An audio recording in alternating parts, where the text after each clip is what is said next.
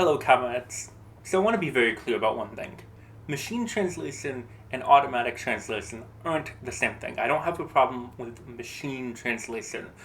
I have a problem with automatic translation, which is a specific application of machine translation. Really, I have two problems with automatic translation. One is that it assumes the user can only really speak one language. There are ways around this, but I have not seen them well applied that often. The second problem is that it assumes any kind of content is an appropriate use case for machine translation. So let's start off with the first problem. I think it's the easiest one to understand. I speak English. I might have my phone set to Spanish. That does not mean that when someone sends me a reel on Instagram, I want it automatically translated into Spanish because that happens to be the language my phone is set to. And vice versa, if I were to change my phone to English, I wouldn't want any reel or meme automatically translated into English just because that happened to have been my phone language. I can speak both languages. I want to consume content in both languages. And it feels like there should be settings around this. And in some cases there are, but it's almost unavoidable in certain cases. So, for instance, with YouTube titles, it always translates them into Spanish for me. And I don't know why my YouTube account is set to English. I think it only happens on my phone. So my phone's set to Spanish. So I have it set in my Google settings hey, I speak English. You can suggest content to me in English. And so I'll have a Spanish title, and sometimes the title doesn't make any sense in Spanish. So I have to translate it word for word into English to figure out what the title actually was in English before I click on it. And then, of course, the video is in English. Or sometimes it will have an automatic dubbing, and I will have to go into the settings in that video and I have to change it to the original language. Or sometimes I'll even find out that it's not in a language I speak, it's in Russian, and I'll have to wonder, do I actually care about some random Russian video enough to bear through the machine translation? And this is when we get into the second problem. Machine translation is great, it's wonderful. I love Google Translate, I love DeepL, whatever. I think it's very useful if you're traveling, you want to order food, you want to translate some songs. If you know what you're doing and you choose to use it, I think that's fine. I don't have a problem with that. I don't have a problem with you. I have a problem with its automatic application without any thought. Simply put, some things are not appropriate for machine translation. I wouldn't want to read a great work of literature just automatically translated with Google Translate. It wouldn't be that good. And I don't want to read memes translated automatically either for the same exact reason. Simply put, the translation isn't good enough. Memes are really hard to translate, especially when you have reels with, it's comedy. And so even if we assume that there's no puns or anything, specific word choice is very important. The way someone talks, the emphasis they give, where they space their timing is important, and that's all lost in an automatic dubbing because it's humorless. It doesn't understand what humor is. It's just translating the content, and sometimes it makes sense and sometimes it doesn't. And so I want to talk about actual translations for a bit. Actually, we're not starting off with a translation. We're starting off with a book written in English. It's a 5-star classic. I don't know what year it's from. I'm not making a video about this book. I will do that at some point in the future. It's Chinua Achebe's Things Fall Apart. Highly recommend you read it. And it's written from the perspective of some people in an Igbo society. And so, although it's written in English, English is an official language in Nigeria, so the author, I think, was a native speaker, very much rates a level higher than many native speakers of English if he isn't a native speaker. But there are certain cultural terms where in the text he keeps it. Sometimes there'll be kind of these phrases or things where it's translated and you can tell it's kind of translated, but sometimes it keeps the word in the original language and puts it in italics, and you have to flip to the back and you get a glossary, and the glossary will explain the terms because the writer knew that some things don't translate well. They made a specific choice to maintain something in the original language and just explain it somewhere else as a way of really capturing the spirit of what they wanted. And so that's the kind of thing that machine translation misses out on. If you're trying to understand another culture, some things just won't be there in your culture. You won't have a good word for it, and it just needs to be explained. And an automatic translation, you're just not even considering the possibility that there might be something like that, which is so important when it comes to comedy, when it comes to wordplay. As I mentioned, it absolutely kills comedic timing. But you may think, maybe, not all of the memes of the internet have to live up to the level of artistic integrity of Things Fall Apart. What about a simpler story? So I'd like to point you to my Spanish translation of Charlotte's Web. So there might have been some other instances of this I don't really remember, but this is just one I happen to remember. On my copy on page 126, they introduce a character named Henry Fussy. And obviously it's in Spanish.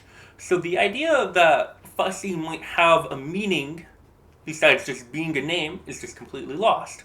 So they put a little asterisk on it and they make a footnote. We all know Charlotte's Web. It's a great book. It's not the world's most complicated book, but even in this book, someone looked at it.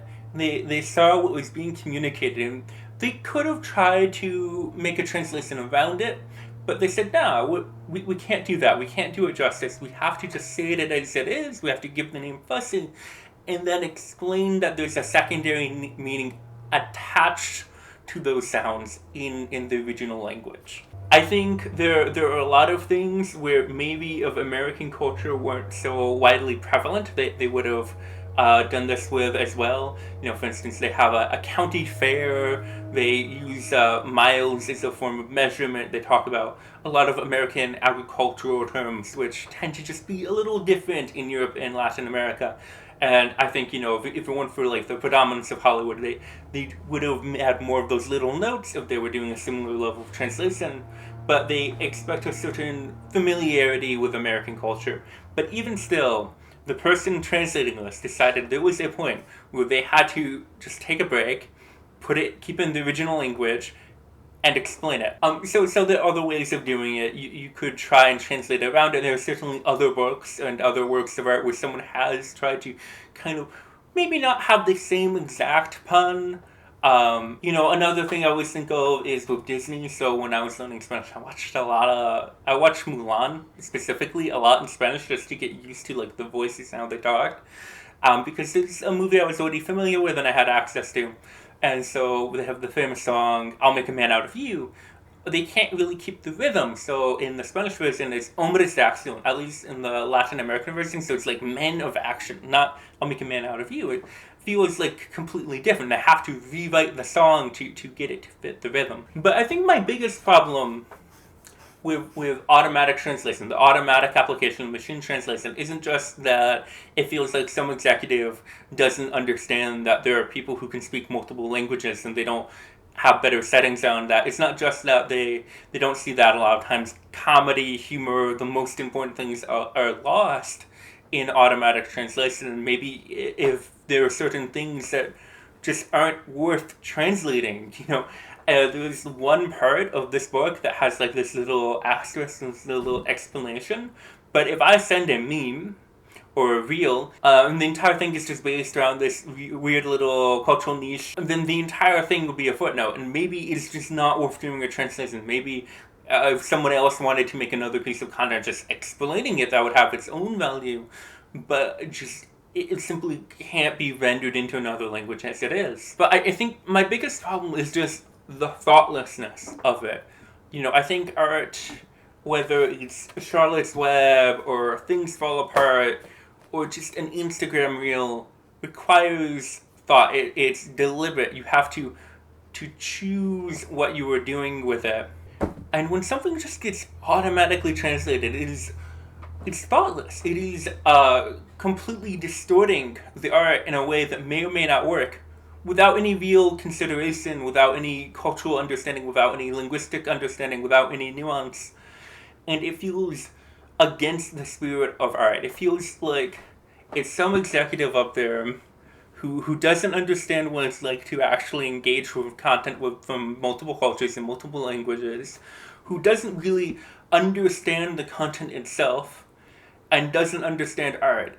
And it's just something that's really frustrating. It's just something where as we see LLMs and AI in various forums kind of grow in popularity, it feels like a lot of people invested a lot of money into these things, and they might have wonderful use cases, but it really does feel like people are trying to jam them in to any space they can. It feels like they just have a hammer now, and so they think everything is a nail. And this is just one case where it's getting worse, where it feels like the language and the translation of the websites I use are kind of actively against my ability to use and enjoy them in a way that simply wasn't the case just a few years ago. If they really cared, because I know there are people who think that this is great because it will allow more people to understand. If it's text based, someone can just pop that into Google Translate. They can take a screenshot. They can send it to ChatGPT. They can say explain the joke, and you have the machine translation. It won't be automatic. It will be someone choosing it. But also, there was a system on YouTube that worked so much better than the automatic dubbing and the automatic title translation, where they had subtitles created by the community. And they gutted that because they don't care about accessibility.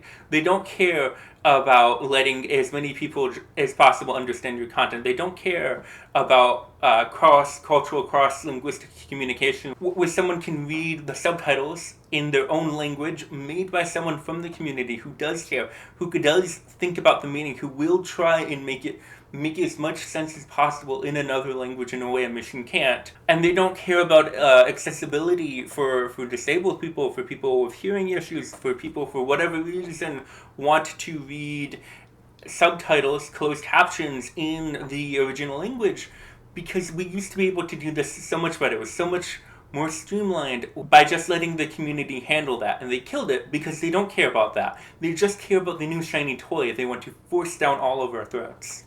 Anyways, good night, good day, good potato.